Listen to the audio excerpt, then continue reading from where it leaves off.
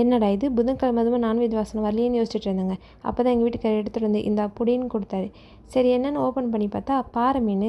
பாறை மீன் இது வரைக்கும் நான் செஞ்சதே இல்லைங்கிறது தான் ஃபஸ்ட் டைம். சரி எப்போவும் வைக்கிற மீன் குழம்பு மாதிரியே வச்சிடலான்ட்டு உடம்பு தனியாகவும் தலையை தனியாக பிரித்து எடுத்துடுறேங்க. உடம்பெல்லாம் வறுக்கிறதுக்கும் தலையெல்லாம் குழம்புக்கும் பிரித்தாச்சு. இப்போ கடாயை வச்சுட்டு கடாயில் கொஞ்சமாக எண்ணெய் ஊற்றிட்டு எண்ணெய் காஞ்ச உடனே கொஞ்சமாக கடுகு, கொஞ்சமாக கருவேப்பிலை, ஏற்கனவே கட் பண்ணி வச்சுருந்த வெங்காயம் இதெல்லாம் போட்டு வதக்கிட்டேங்க. இதுக்கு நான் ஏற்கனவே புளி, மிளகாத்தூள், தக்காளி இதெல்லாம் கரைச்சி வச்சுருந்தேன். அந்த கரைச்சல் அப்படியே எடுத்து ஊற்றிட்டு குழம்பு கொஞ்சமாக கொதிக்க வச்சிடலாம்.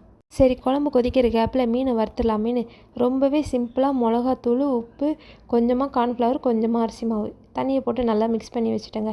இதில் மீனை எடுத்துகிட்டு வந்து நல்லா பெரட்டி அந்த மீனை எடுத்துகிட்டு போயிட்டு ஃபேன் காற்றுல காய விட்டா அது பாட்டுக்கு நல்லா காஞ்சிடுங்க. சரி அந்த கேப்பில் போய் குழம்பு எப்படி இருக்குன்னு லைட்டாக நக்கி பார்த்தேங்க. நல்லா தான் இருந்துச்சு. அதுக்கு தனியாக எடுத்து வச்சு இந்த மீனை எடுத்துகிட்டு வந்து அதில் போட்டுட்டு குழம்பு கொஞ்ச நேரம் கொதிக்கிற கேப்பில் இருக்கிற பாத்திரத்தெல்லாம் கழுவிலான்னு கடகடன்னு பாத்திரத்தெல்லாம் கழுவி பாத்திரம் மட்டும் எப்படி தான் சேருதுன்னு தெரியல. எங்கள் வீட்டில் ஒரு நாளைக்கு 3 வேளையும் பாத்திரம் விழுது.